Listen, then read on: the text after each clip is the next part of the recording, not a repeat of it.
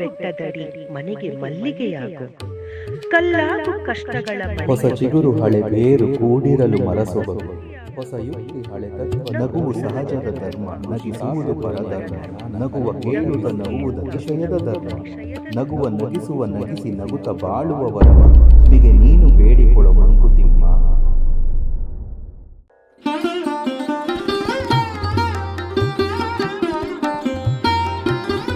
ನಮಸ್ಕಾರ ಸ್ನೇಹಿತರೆ, D V ಗುಂಡಪ್ಪನವರ ಮಂಕುತಿಮ್ಮನ ಕಗ್ಗ ಸರಣಿಗೆ ಎಲ್ಲರಿಗೂ ಸ್ವಾಗತ. ಇವತ್ತು ನಾನು ಇದೊಂದು ವಿಚಾರದ ಬಗ್ಗೆ ತಮ್ಮ ಬಳಿ ಮಾತಾಡಬೇಕಂತ ಬಂದಿದ್ದೀನಿ. ಈ ಒಂದೇ ಅನುಭವ, ಒಂದೇ ವಸ್ತು ಬೇರೆ ಬೇರೆಯವರಿಗೆ ಬೇರೆ ಬೇರೆ ಮೌಲ್ಯ ಕೊಡುತ್ತೆ ಅನ್ನೋದನ್ನು ಡಿ ವಿ ಜಿ ಹೇಳ್ತಾರೆ. ಉದಾಹರಣೆಗೆ, ಈಗ ಒಂದು ಮನೆ ಕಟ್ತಾರೆ ಅಂತ ಇಟ್ಕೊಳ್ಳಿ. ಒಂದು ಮನೆ ಕಟ್ತೀವಿ, ಒಬ್ಬ ಯಜಮಾನ ಒಂದು ಮನೆ ಕಟ್ತಾನೆ.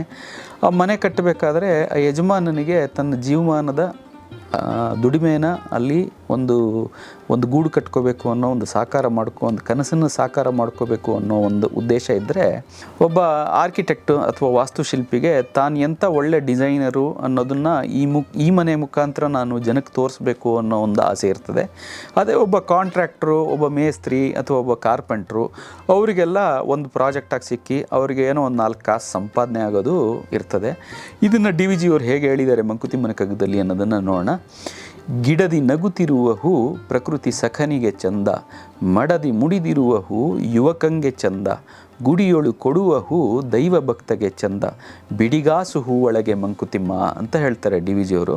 ಇಲ್ಲಿ ನೋಡಿ, ಒಂದು ಹೂವು ಅದು ಅರಳಿ ಒಂದು ಗಿಡದಲ್ಲಿದ್ದರೆ ಒಬ್ಬ ಪ್ರಕೃತಿನ ಆಸ್ವಾದಿಸೋನು, ಪ್ರಕೃತಿನ ಪ್ರೀತಿಸೋನಿಗೆ ಅದು ಆ ಗಿಡ ಆ ಹೂವು ಅಲ್ಲೇ ಇರಬೇಕು. ಅದನ್ನು ಯಾರೂ ಕೀಳಬಾರ್ದು, ಅದು ಅಲ್ಲೇ ಬಾಡಿ ಮುದುಡು ಹೋಗಬೇಕೆ ಹೊರತು ಅದನ್ನು ಕೀಳಬಾರ್ದು ಯಾರು. ಅದೇ ಹೂವು ಒಬ್ಬ ಯುವಕಂಗೆ ತನ್ನ ಮಡದಿ ಅಥವಾ ತನ್ನ ಪ್ರೇಯಸಿ ಮುಡಿದ್ರೆ ಅದು ಸಂತೋಷ ಕೊಡುತ್ತೆ ಅವನಿಗೆ. ಅದೇ ಹೂವು ಮತ್ತು ಒಬ್ಬ ಭಕ್ತನಾದವನಿಗೆ, ಒಬ್ಬ ದೈವ ಭಕ್ತನಾದವನಿಗೆ ಪರಮಾತ್ಮನ ಪಾದದಿಂದ ಬಂದರೆ ಅದರದ್ದು ಮೌಲ್ಯ ಜಾಸ್ತಿ ಅವನಿಗೆ.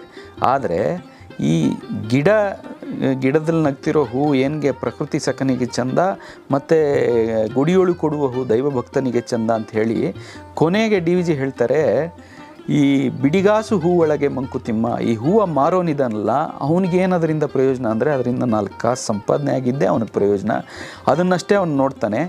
ಹಾಗಾಗಿ ನೋಡಿ, ಒಂದೇ ಹೂವು ಎಷ್ಟು ಬೇರೆ ಬೇರೆ ಮೌಲ್ಯಗಳನ್ನ ಗುರುತಿಸಿದ್ದಾರೆ ಡಿ ವಿ ಜಿಯವರು. ಈ ಥರ 4 ಮೌಲ್ಯಗಳನ್ನ ಗುರುತಿಸಿ ತೋರಿಸಿದ್ದಾರೆ. ಹೀಗೆ ಅಲ್ವಾ ಎಲ್ಲದು ನಮ್ಮ ಜೀವನದಲ್ಲೂ ಹೀಗೆ ಅಲ್ವಾ, ನಾವು ಒಂದೇ ವಸ್ತುನ ಬೇರೆ ಬೇರೆ ಥರ ನೋಡ್ತೀವಿ. ಈಗ ಒಬ್ಬ ಪ್ರೇಕ್ಷಕನಾಗಿ ಒಂದು ಸಿನಿಮಾ ನೋಡಿದ್ರೆ ಆ ಸಿನಿಮಾ ಒಂದು 2-2.5 ಗಂಟೆ ನನ್ನನ್ನು ಹಿಡಿದಿಟ್ಟು ಒಂದು ಆನಂದ ಕೊಡಬೇಕು, ಮುದ ಕೊಡಬೇಕು, ಅದೊಂದು ಖುಷಿಯಿಂದ ಆಚೆ, ಒಂದು ಪಾಸಿಟಿವ್ ಎನರ್ಜಿಯಿಂದ ಆಚೆ ಹೋಗಬೇಕು ಅನ್ನೋದೊಂದು ಪ್ರೇಕ್ಷಕನ ದೃಷ್ಟಿಕೋನ. ಆದರೆ ಅದನ್ನು ಪ್ರೊಡ್ಯೂಸ್ ಮಾಡಿದಂಥ ನಿರ್ಮಾಪಕರಿಗೆ, ಅವರಿಗೆ ಅದರಲ್ಲಿ ಒಂದು 4 ಕಾಸು ಸಂಪಾದನೆ ಆಗಬೇಕನ್ನೋದೇ ಇರ್ತದೆ. ಅದೇ ಅದನ್ನು ಡೈರೆಕ್ಟ್ ಮಾಡಿದಂಥ ನಿರ್ದೇಶಕರಿಗೆ ಅದರಲ್ಲಿ ಏನು ಬೆಸ್ಟ್, ಅವರ ಎಲ್ಲ ಕರಕುಶಲಗಳು ಏನು, ಅವ್ರದ್ದೇನು ಕೌಶಲ್ಯ ಇರ್ತದೆ ಅದನ್ನೆಲ್ಲ ಪ್ರದರ್ಶನ ಮಾಡಿ ದ ಬೆಸ್ಟ್ ತರಬೇಕು ಅನ್ನೋದು ಅವ್ರಿಗಿರ್ತದೆ. ಒಬ್ಬ ಕ್ಯಾಮ್ರಾ ವರ್ಕ್ ಮಾಡೋರಿಗೆ ಅದು ಎಷ್ಟು ಬೇರೆ ಬೇರೆ ಆ್ಯಂಗಲ್ಲು, ಈ ಥರ ಅವ್ರದ್ದು ಮೌಲ್ಯನೇ ಬೇರೆ ಇರ್ತದೆ.